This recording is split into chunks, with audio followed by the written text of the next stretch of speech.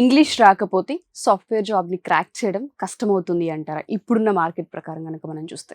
అంటే మ్యాండేటరీ కాదండి, బట్ కొంత కమ్యూనికేషన్ స్కిల్స్ ఉండాలి మేనేజ్ చేయడానికి. అంటే ఇప్పటికిప్పుడు రావాలి ఇంగ్లీష్ రావాలి అంటే రాదండి. ఇంగ్లీష్ కూడా మనకు 10th క్లాస్ వరకు స్కూల్స్లో మ్యాండేటరీ ఉంది, కానీ ఇంటర్కి వచ్చాక ఇంజనీరింగ్కి వచ్చాక లేదు. అసలు ఇంగ్లీష్ మాట్లాడటం అన్నదే లేదు, చాలా rare.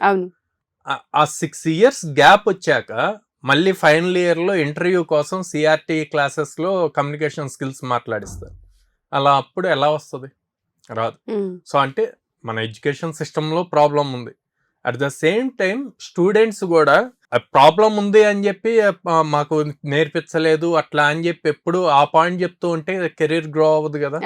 So they should realise, okay అక్కడ లేదు, మనం ఏం చేయాలి, ఆఫ్టర్ కాలేజ్ ఏం చేయాలి అన్నది ఇంపార్టెంట్.